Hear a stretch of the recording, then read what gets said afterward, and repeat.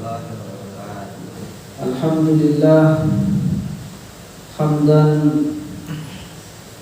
wa syukran lillah, salatan wa salaman ala Rasulillah Muhammadin habibina ibni Abdillah wa ala alihi wa sahbihi wa man walah, amma ba'du. Alhamdulillah, bersyukur kepada Allah Subhanahu wa taala atas segala limpahan nikmatnya, terutama nikmat sehat dan kesempatan, sehingga malam ini kita bisa melanjutkan kajian kitab Taisirul Khalaq, kitab tentang akhlak, akhlak baik sebagai murid ataupun sebagai guru. Alhamdulillah kita sudah sampai di bab pertama. Pekan kemarin kita memulai dengan muqaddimah, kemudian pekan kedua kita melanjutkan ke bab pertama tentang at-taqwa. Apa artinya taqwa? Takwa itu secara bahasa adalah takut. Mas Rangga misalkan takut sama Apong, Apong takut sama si takut itu secara bahasa, tetapi secara istilah takut di sini adalah takutnya hanya kepada Allah Subhanahu wa taala. Baik, kita mulai ya. Bismillah. Saya tutup dulu. Bismillahirrahmanirrahim. Kalian yang lihat, Ustaz yang menang.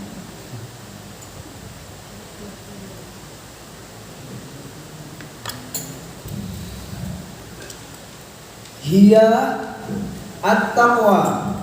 Qala al-musannifu rahimahullahu ta'ala wa nafa'ana bi ulumihi fid dharain, amin. At-taqwa ini adalah takwa. Ini adalah takwa. Ini adalah takwa. Hiya adapun takwa. Hiya adapun takwa. Hiya adapun takwa itu imtisalu awamirillahi, melakukan perintah-perintah Allah. Melakukan perintah-perintah Allah Azza, yang mulia, wa jalla, dan agung. Hiya adapun takwa imtithalu awamirillahi, melakukan perintah-perintah Allah Azza, yang maha tinggi, yang maha mulia, wa jalla, dan agung. Jadi takwa itu bukan sekedar kita melakukan perintah Allah, ada lanjutannya. Banyak orang pakai istilah lucu dan keren, STMJ, sholat terus maksiat jalan. Jadi takwa itu bukan sekedar sholat subuh, sholat duhur, asar, baca Quran, kemudian yang bersifat ibadah, bersifat perintah-perintah Allah, kemudian kita melaksanakan maksiat-maksiat kepada Allah. Nah, ada terusannya di sini, Mas. Takwa itu selain menjalankan perintah-perintah Allah, wajtinabu nawahihi, dan menjauhi larangan-larangannya. Wajtinabu nawahihi, dan menjauhi larangan-larangannya. Gitu ya. Jadi takwa itu dua pondasinya, menjalankan perintah dan menjauhi larangan. Sirron, dalam keadaan sembunyi, tersembunyi. Sirron, dalam keadaan rahasia atau sembunyi-sembunyi. Wa alaniyatan, dan dalam keadaan terang-terangan.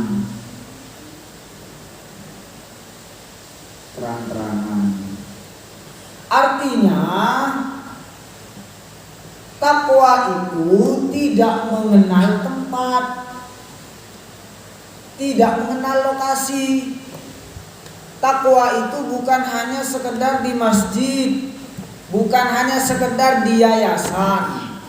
Takwa itu menjalankan perintah Allah dan menjauhi larangan Allah itu bukan sekedar di pesantren, tetapi keluar dari pesantren, misalkan ke pasar atau di jalan atau di sekolah atau di luar sekolah. Jadi nggak kenal tempat. Takwa itu wajib dimanapun kita berada. Kenapa kok begitu? Karena di mushola ada Allah, ada pengawasan Allah. Mau sembunyi-sembunyi dalam kamar gitu ya, gak ada orang, melakukan maksiat, gak ada orang ini, gak ada. Takwa itu di kamar, di banyak orang begini ya takwa. Nanti di kamar sendirian ya tetap takwa. Ada orang, malu saya kalau begini. Nah, perbuatan dosa itu ukurannya malu kalau dilihat orang. Oh, kayak gini nggak apa-apa, halal gitu ya. Coba lakukan di saat banyak orang. Berani nggak? Kalau nggak berani masih malu, itu berarti dosa, maksiat. Jadi kalau terang-terangan malu, maka juga di saat tidak ada orang juga pun malu. Kenapa? Karena ada Allah. Kan ada cerita loh. Ada cerita, ada seorang guru cintanya luar biasa ke salah satu santri ini, salah satu murid gitu ya. Nah, sehingga cemburu murid yang lain. Ada apa ini guru? Padahal dia kemampuannya biasa-biasa aja. Padahal dia bisa dibilang bodoh gitu ya. Gak bisa apa-apa dia. Kita ini yang pinter-pinter kok gak disayang sama guru gitu ya. Ternyata akhirnya gurunya dengar, oh murid saya ini cemburu. Akhirnya dikasihlah burung puyuh satu-satu. Tahu burung puyuh mas? Iya tahu ya, burung puyuh. Kasih satu-satu, kata gurunya. Baiklah, besok kamu punya burung puyuh, kamu sembelih ya. Tapi syaratnya kata gurunya, jangan sampai ada yang lihat ya. Sembelih di tempat sembunyi, gak ada satupun yang bisa lihat. Kamu baru sembelih. Besoknya udah ya. Sembelih semua, si Apong gitu ya, si Angga, si Ilham udah siap nih cari tempat. Ada yang di atas atap ya. Ada yang ke kamar mandi, lihat mana ada cicak. Lari ke tempat yang lain yang kosong, jadi tempat-tempat yang kosong. Sampai nggak ada orang disembelih. Nah, ketika disembelih semuanya datanglah dikumpulkan. Ayo sini semuanya kata gurunya. Mana burung puyuhnya yang sudah disembelih? Sembelih semua. Rangga gimana? Sembelih Ustaz. Si Ilham gimana? Sembelih. Apong gimana? Sembelih. Si Lana gimana? Sembelih semua. Ada satu murid, gimana? Mohon maaf Ustaz, saya nggak bisa nyembelih burung puyuh ini. Tanyakan kenapa mas? Ternyata anak yang nggak nyembelih itu adalah murid kesayangan gurunya. Ketika ditanya kenapa nak? Kata murid kesayangan ini, mohon maaf guru, saya tidak menemukan tempat di mana tempat itu kosong, tidak ada yang melihat. Saya ke kamar mandi, ternyata ada yang melihat. Saya ke atap, ada yang melihat. Ke lapangan, ada yang melihat. Siapa yang melihatmu? Dia bilang Allah Subhanahu wa ta'ala. Wah, ini murid ini luar biasa makrifatnya ya. Dia merasa selalu diawasin Allah. Ini beli burung mas. Yang sering beli burung. Enggak ya, enggak pernah. Nah, artinya apa? Takwa itu sekedar pandangan, sebuah potret di mana seseorang yang mampu menjaga perasaan bahwa dirinya itu diawasi terus oleh Allah Subhanahu wa ta'ala, sehingga takwa ini penting. Nah, kita lanjut dulu. Fala tatimmu, maka tidak sempurna takwa itu ya. Maka tidak sempurna takwa itu. Fala tatimmu, maka tidak sempurna takwa itu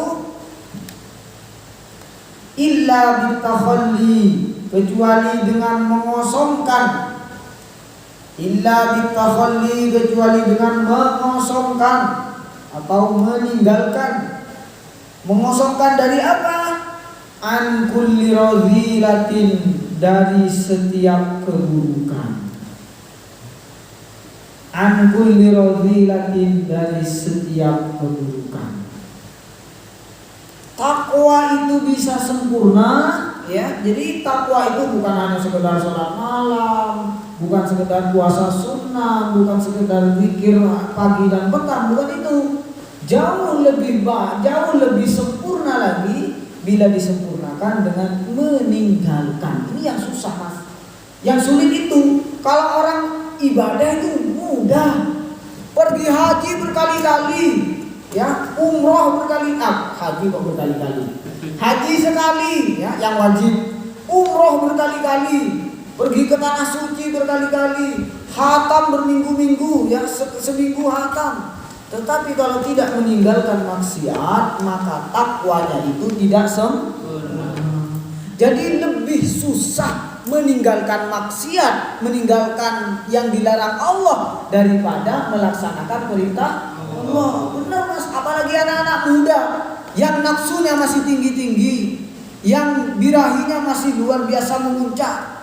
Nah, itu katanya bahkan Gus Baha mengatakan, ya, Gus Baha mengatakan orang sekarang itu nggak usah sholat malam, ya. Bukan maksudnya bukan tidak penting. Maksud dari itu adalah cukup tahan nafsunya, terutama yang muda-muda. Bisa nggak? Sholat malam, tapi lihat foto-foto belanja, foto-foto ini. Nah, sholat malam. Nah, artinya jauh lebih baik tidak sholat malam, tapi tidak tidak mengotori panca indera kita dengan hal-hal yang buruk. Lebih sempurna kita melakukan ibadah, melakukan perintah Allah, kemudian kita sempurnakan dengan mengosongkan diri kita untuk tidak melakukan perbuatan buruk. Kalau kayak Mas Reza, sekarang Mas Reza nggak ngerti apa-apa, nafsu gede itu apa? Tanya sama Silam, iya. Atau nanti Mas Reza tunggu aja saatnya. Kalau sudah umur 17 tahun itu baru menggebu-gebu. Kalau bisa mengontrol itu, maka itu sempurna takwanya. Makanya Islam ngasih solusi, ya. Solusinya apa? Menikah. Tapi kalau usia 17 menikah, ya enggak juga, Mas. Itu namanya nafsu monyet. Atau kencingnya belum lurus katanya orang-orang desa, artinya masih belum, ya. Nah, gitu ya.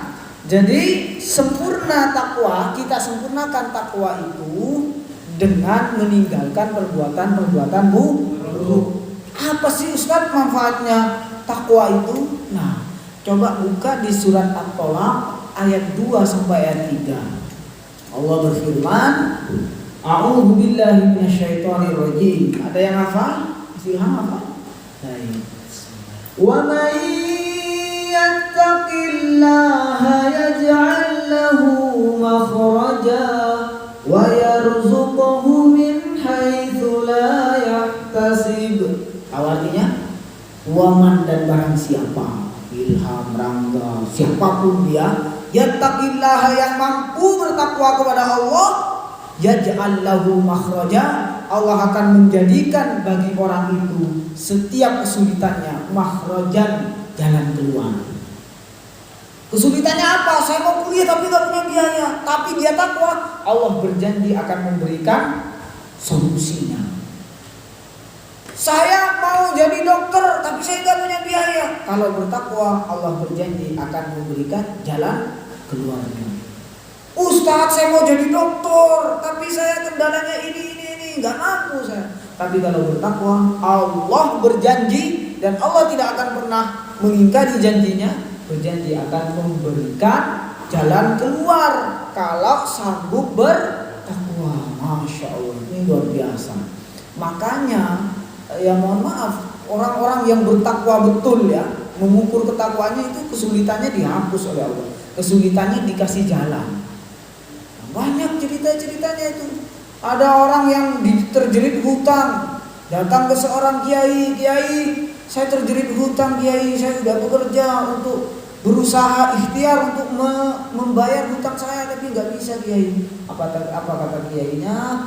Bertaubatlah kamu, perbaiki sholatmu, perbaiki kehidupanmu, perbaiki sosialmu, perbaiki sikapmu, dan usahakan tinggalkan dosa-dosa yang sering kamu lakukan. Apa yang terjadi ketika dia lakukan itu, terbiasakan dengan perbuatan baik dan dia tinggalkan perbuatan buruk, apa yang terjadi? Dia mendapatkan jalan keluar oleh Allah, diberikanlah rezeki yang banyak untuk membayar hutang. Banyak cerita yang seperti itu, ya, luar biasa. Bahkan ceritanya Ustadz Jeffrey Al-Bukhari, ya, itu juga seperti itu. Beliau kan termasuk Ustadz yang awalnya kecanduan dengan minuman khamr. Kalau saya pernah menonton filmnya Ustadz Jeffrey Al-Bukhari, ya, film dokumenternya. Beliau itu masya Allah, dia seorang peminum minuman keras, bahkan sempat sangat ketagihan, ya, untuk melepaskan dari itu semuanya. Itu Ustadz Jeffrey nggak bisa, kewalahan, merasa susah, tapi akhirnya dengan perjuangan dia bisa meninggalkan minum minuman keras, kemudian narkoba dan seterusnya dia tinggalkan, kemudian dia fokus bertakwa kepada Allah. Setelah bertakwa kepada Allah, akhirnya apa? Allah bukakan jalan-jalan yang baik. Itu janji Allah, ya. Surat At-Talaq ayat 2-3 kamu buka lagi, ya, itu janji Allah. Wa may yattaqillaha yaj'al lahu makhraja. Ustaz, saya udah kebelet nikah, Ustaz. Gimana caranya? Takwa kamu. Bertakwa, sudahlah, takwa. Dan berdoa kepada Allah. Orang yang bertakwa, ya, orang yang punya ketakwaan yang kuat kemudian berdoa, itu doanya lebih dijabah oleh Allah, ya. Nah, itu sebetulnya ini materi orang-orang dewasa, cocok buat Mas Ilham, Mas Rangga, ini Mas Rangga, ya. Nah, ini Mas Huda, Mas Wildan, cocok. Tapi yang kecil-kecil ini juga harus mempersiapkan diri. Nanti kalau usia 15 ketemulah sama musuh yang nyata. Apa itu? Setan dan nafsu. Nah, wattahalli, lanjutannya wattahalli dan menghiasi.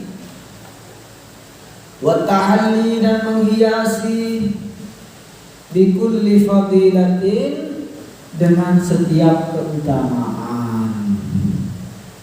Nah, ya, jadi takwa itu akan sempurna dengan meninggalkan perbuatan buruk dan menghiasi dengan perbuatan baik. Fahiyah, maka adapun takwa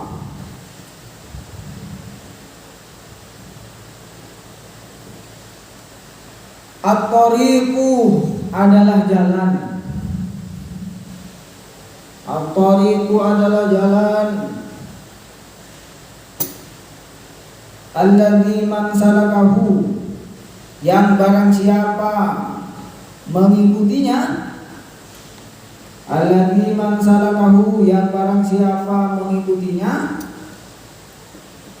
Ihtada, maka dia mendapatkan petunjuk. Ihtada, maka dia mendapatkan petunjuk. Wal urwatul wuthqa, dan tali yang kuat. Wal urwatul wuthqa, dan tali yang kuat. Allati man istamsaka biha, yang barang siapa yang berpegang teguh dengannya. Allati man istamsaka biha, yang barang siapa yang berpegang teguh dengannya. Yang barang siapa istamsaka, yang berpegang teguh biha dengannya, naja, maka dia selamat. Nah, jadi takwa itu ibarat jalan keselamatan, ya. Misalkan di sungai itu ada buaya banyak. Kalau kita nyebrang Dia mati konyol, mati dimakan buaya. Terus di atas sungai itu ada jembatan. Nah, jembatan itu jalan keselamatan. Kalau kita mau nyebrang lewat jembatan atau lewat sungai yang ada buayanya? Jembatan. Lu kalau lewat sungai ya mati konyol. Nah, maka jembatan itu ibaratnya adalah takwa. Takwa itu adalah jalan keselamatan. Pakai motornya motor PCX. Mau ke Madura dari Surabaya, terus lewat bawah, ya mati mas. Bukan cuma orangnya yang mati, motornya mati itu ya. Jadi lewat Suramadu, jembatan Suramadu, itulah jalan keselamatan. Nah ibarat itu, takwa pun juga begitu. Kalau kita mengikuti jalan takwa, berarti kita menuju jalan keselamatan. Dan ibarat takwa juga ibarat tali yang kuat. Tali yang kuat, kalau kita berpegangan dengan tali itu, maka kita itu akan selamat. Ibarat ada banjir besar ya di Surabaya misalkan, alhamdulillah mudah-mudahan enggak. Surabaya ada banjir besar nih, terus ada tali kuat, terus kamu megang dengan tali itu. Maka kalau kamu pegang erat itu ya, tidak berusaha tidak melepaskan pegangan itu, apa yang terjadi? Meskipun banjir besar, kita akan selamat. Tapi kalau kita lepaskan tali itu, maka kita akan celaka. Begitu. Artinya takwa itu kalau kita pegang, maka itu akan membuat selamat, dan kalau kita lepaskan akan membuat celaka. Baik, selanjutnya ya. Takwa ini pula menjadi syarat bagi pencari ilmu. Kata Allah dalam Al-Quran surat Al-Baqarah kalau tidak salah ya, wattaqullaha wa yu'allimukumullah wallahu bikulli syai'in alim. Dan bertakwalah kalian kepada Allah, wa yu'allimukumullah, maka Allah akan memberikan ilmu kepada kalian. Jadi takwa itu bisa mendatangkan ilmu. Wallahu bikulli syai'in alim, dan Allah itu maha mengetahui dengan segala sesuatu. Allah yang memberikan ilmu mas. Jadi kata Allah, bertakwalah kamu, maka Allah akan memberikanmu ilmu. Maka ini selaras dengan ceritanya Imam Syafi'i waktu belajar kepada Kiai Waqi. Imam Syafi'i itu cerdasnya orang mas. Baca buku apalagi tipis begini. Baca kitab Muwatta karyanya Imam Malik itu dibaca doang. Setelah itu hafal beliau. Dibaca hafal. Masya Allah luar biasa. Itu kenapa? Waktu itu Imam Syafi'i memang suci mas. Jadi dulu kan gak ada HP, kemudian gak ada iklan-iklan apa gitu, gak ada. Itu murni Imam Syafi'i itu. Imam Syafi'i cerdasnya orang, baca buku langsung hafal. Imam dalam sebuah cerita ya, Imam Malik ketika ketika menjelaskan, ketika mengajar, itu Imam Syafi'i kebetulan masih belum punya buku dan bolpen. Imam Syafi'i yang dilakukan apa? Imam Syafi'i menulis dengan tangannya. Setelah menulis dengan tangannya, Imam Malik tahu ini anak kok belajar nggak serius, kok nulis pakai tangan, nggak ada bolpen, nggak ada buku. Tanya sama Imam Malik, wah Syafi'i, kenapa kamu menulis pakai tangan? Coba kamu saya tes gitu ya, kamu pinter apa enggak kamu gitu ya, karena nulis pakai ini. Ternyata Imam Syafi'i menjelaskan sebagaimana Imam Malik menjelaskan. Kaget semua. Imam Malik pun juga kaget dengan kecerdasan Imam Syafi'i. Cerdas Imam Syafi'i mas. Ya, usia berapa tahun? 7 tahun sudah hafal Quran. Ya, sudah hafal Quran, Masya Allah, luar biasa. Kita Ustaz pun juga belum ya. Artinya Imam Syafi'i itu cerdas luar biasa. Suatu ketika Imam Syafi'i itu ada masalah dengan hafalannya. Apa? Dia mengadu kepada Kiai Waqi dalam sebuah syair di kitab taklim kemarin. Syakautu ila waqi'in su'a hafdi fa arsyadani ila ila tarkil ma'asi wa arsyadani fa innal ilma nurun wa nurullahi la yuqalil asi. Syakautu ila waqi'in, saya mengadu kepada Kiai Waqi', kata Imam Syafi'i, su'a hafdi, tentang kejelekan hafalanku, kata Imam Syafi'i. Fa arsyadani, maka beliau memberikan petunjuk kepadaku ila tarkil ma'asi, untuk meninggalkan maksiat. Fa innal ilmah, maka sesungguhnya ilmu, kata Kiai Waqi' kepada Imam Syafi'i, nurun, adalah cahaya, wa nurullahi, dan cahaya Allah, la yuqalil asi, tidak akan pernah diberikan kepada orang yang suka maksiat. Imam Syafi'i itu apa? Ternyata dalam sebuah ceritanya Imam Syafi'i tidak sengaja melihat betisnya perempuan. Tidak sengaja loh mas, hilang amalannya. Ini sekarang banyak penghafal Quran gitu ya. Wah, lihat video, lihat gambar gitu ya. Sekarang Masya Allah, kalau dulu nemu betis kesingkap itu jarang, dan itu pun sulit. Imam Syafi'i gak sengaja. Betis kesingkap dikit itu astagfirullahaladzim, efeknya begitu. Nah kalau sekarang, wah nggak usah. Di mana-mana di jalan terus banyak itu ya. Makanya penghafal Quran itu ujiannya itu. Makanya mereka itu juga takut ya kalau ketemu sama yang kayak gitu. Lihat betis saja langsung satu juz hilang. Gitu. Nah, Imam Syafi'i juga begitu. Ternyata begitu. Efek maksiat itu membuat kecerdasan berkurang dan ilmu pun juga hilang. Makanya kata Kiai Waqi' kepada Imam Syafi'i, farsyadani ila tarkil ma'asi, beliau itu memberikan petunjuk kepadaku agar aku meninggalkan maksiat. Selaras dengan ayat Al-Qur'an tadi, ya, wattaqullaha wa yu'allimukumullah. Bertakwalah kalian kepada Allah, maka Allah yang akan mengajari kalian. Gitu ya. Jadi takwa ini kenapa dicantumkan di kitab Taisirul Khallaq ya? Memudahkan para pemula fi adabil akhlak, dalam adab akhlak ini, agar supaya diperhatikan oleh para pencari ilmu untuk menguatkan ketakwaan dulu sebelum belajar. Ustaz, orang-orang sana kan deloannya kayak gini Ustaz. Terus tapi kok pinter Ustaz? Nah, itu beda lagi. Pinternya istidraj ya. Pinternya mereka sia-sia karena bukan untuk memperjuangkan agama. Yang dimaksudkan di sini ketika ini adalah orang Islam. Takwa ini penting. Sebab dengan takwa kita tidak berani menyakiti orang lain, ya. Sebab dengan takwa kita tidak berani mengecewakan orang lain. Sebab dengan takwa kita akan berpikir panjang untuk mendolimi orang lain. Ya, kenapa? Dia takut mendolimi orang lain.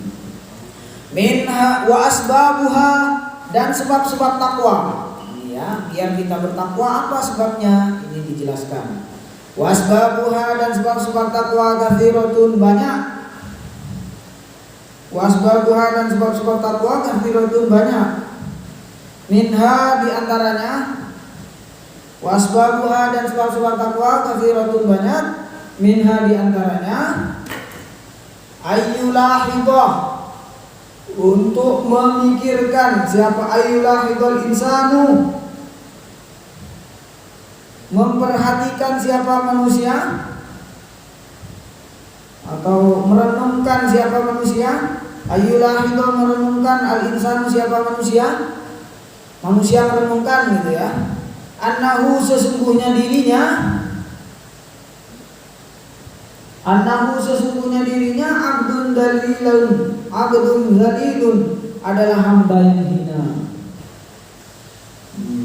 Merasa dirinya adalah hamba yang hina. Abdun dalilun, hamba yang hina. Wa anna rabbahu, dan sesungguhnya Tuhannya, Tuhan manusia maksudnya ya, qawiyun, maha kuat, azizun, maha mulia. Ya. Wala yanbaghi, dan tidak sepatutnya. Wala yanbaghi, dan tidak sepatutnya. Wala yanbaghi, dan tidak sepatutnya. Lidzalili, bagi orang yang hina. Lidzalili, bagi orang yang hina. Ayyasiyah, untuk durhaka. Ayyasiyah, untuk durhaka.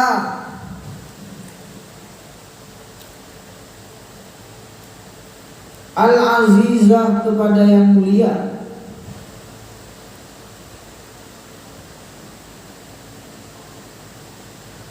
Lianna nasiyatahu, karena sesungguhnya ubun-ubunnya. Lianna nasiyatahu, karena sesungguhnya ubun-ubunnya. Biyadihi, dalam kekuasaannya. Biyadihi, dalam kekuasaannya.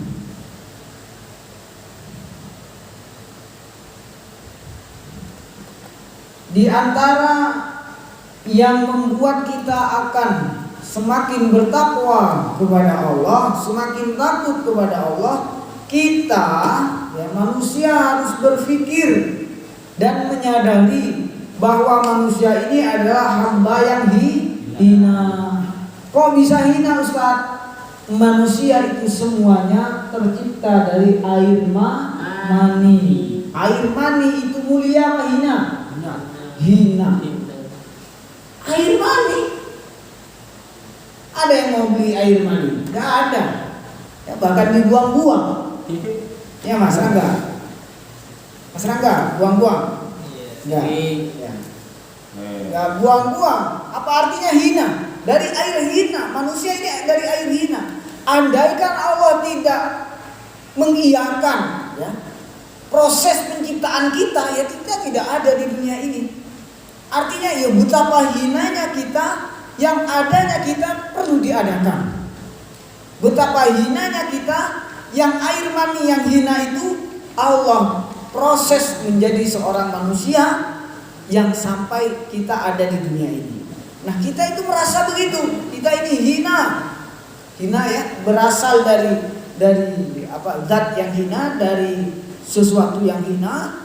Kemudian pun kita lahir ke dunia ini pun juga dalam keadaan telanjang, tidak bisa pakai baju sendiri, gitu ya. Hina kita, maka dan Allah Subhanahu wa taala itu maha kuat. Maha kuat. Kalau Allah berkeinginan untuk menghancurkan dunia ini, hancur. Semuanya hancur. Maha kuat Allah. Maka tidak pantas kita yang hina ini durhaka kepada yang maha kuat.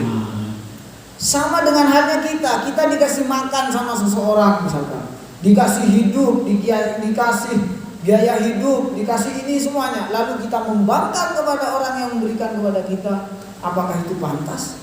Sungguh itu sangat tidak pantas. Kalau kita kepada manusia saja, ya, kita tidak berani melawan, tidak berani membangkang di saat manusia yang lain itu berbuat baik kepada kita, ya. Kalau manusia kan biasanya kalau ada yang berbuat baik kepada kita, kita akan hormat kan. Ada orang yang ngasih uang langsung cium tangan gitu ya. Kemudian ada yang kasih begini langsung hormat gitu ya.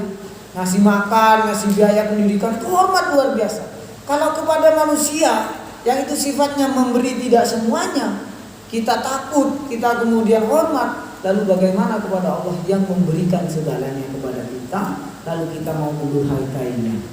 Maka orang yang berpikir seperti ini, bahwa kita makan, kita menghirup udara ini semuanya milik Allah, dan seandainya Allah tidak mengizinkan kita tidak bisa apa-apa, maka hal itu akan membuat diri kita semakin bertakwa kepada Allah Subhanahu wa taala. Baik. Bismillahirrahmanirrahim.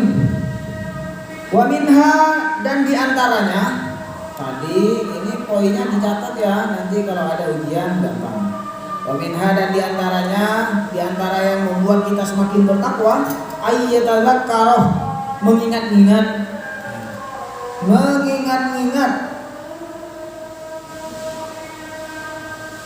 Mengingat-ingat apa? Ihsanallahi ilaihi, kebaikan Allah kepadanya. Ihsanallahi ilaihi, kebaikan Allah kepadanya.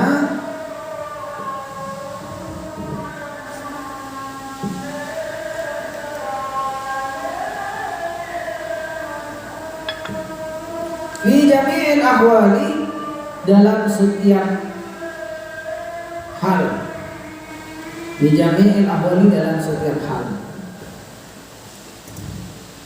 Wa man kana, dan barang siapa.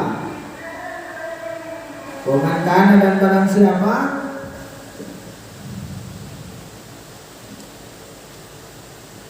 Kadzalika, mengingat-ingat.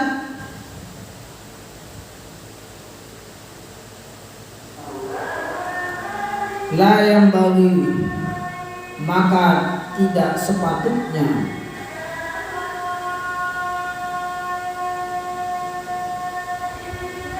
Antujhada nikmatuhu, diingkari nikmatnya. Antujhada nikmatuhu, diingkari nikmatnya. Yang kedua, yang membuat takwa itu akan meningkat apabila manusia itu mengingat-ingat kebaikan Allah. Ingat-ingat kebaikan Allah gimana? Coba kalian ingat dari yang kecil Allah yang berikan. Tidak usah 1 tahun, tidak usah seumur hidup, sehari saja. Hitung berapa kali kamu bernafas. Hitung perutnya nggak sakit. Hitung tangannya pun normal. Apa kok tangan ke mata? Matanya pun normal melihat. Bayangkan saja kalau kita bernafas harus bayar kepada Allah. Lalu kemudian kotoran yang ada di perut kita nggak dikeluarkan. Ya apa? Sakit perut kita, usus buntu, perlu dioperasi. Bayangkan kaki kita masih normal, kalau seketika disetrumkan oleh Allah. Untuk jalan sehari normal saja kita bayangin apa? Kebaikan-kebaikan Allah itu kepada kita, kalau kita berpikir, ya, memikirkan kebaikan Allah kepada kita yang begitu banyak, ya. Bahkan Allah dalam Al-Quran, jika kamu menghitung nikmat Allah, maka tidak akan pernah mampu. Itu memang kenyataannya. Jadi kalau orang berpikir seperti itu dan meyakini itu, maka dia tidak akan pernah mengingkari nikmat Allah. Jadi kalau orang Islam ditanya sehat, maka ketika bilang sehat, alhamdulillah, dia menyadari betul bahwa yang dia rasakan, kesehatan yang dia miliki itu sebetulnya dari Allah Subhanahu wa taala. Baik, cukup demikian. Kita lanjutkan pekan depan, ya. Sisanya nanti di pekan selanjutnya lagi, ya. Adabul Mu'allim. Itu saja, mudah-mudahan bermanfaat, barokah, dan bisa kita aplikasikan dalam kehidupan kita, ya, baik dalam banyak orang, sosial dengan orang lain, atau dalam keadaan sunyi, tidak ada orang, sejauh mana kita bertakwa kepada Allah Subhanahu wa taala. Mudah-mudahan kajian malam ini bisa memberikan bekas dalam hati kita dan memberikan petunjuk bagi kita agar supaya kita lebih bertakwa kepada Allah Subhanahu wa taala. Ingat tadi janji Allah, orang yang berusaha bertakwa maka Allah akan berikan jalan dari segala kesulitan. Bahkan dalam ayat selanjutnya, wa yarzuquhu min haitsu la yahtasib, Allah menjamin rizki yang banyak, rizki yang tidak terhitung bila kita berusaha dan mampu mengaplikasikan takwa dalam kehidupan nyata, baik di keramaian banyak orang ataupun dalam keadaan sunyi. Karena kita sejatinya dari Allah, diawasi Allah, dan akan kembali kepada Allah. Allahumma waffiq ila aqwamit thoriq, ihdinas siratal mustaqim. Assalamualaikum warahmatullahi wabarakatuh. Waalaikumsalam.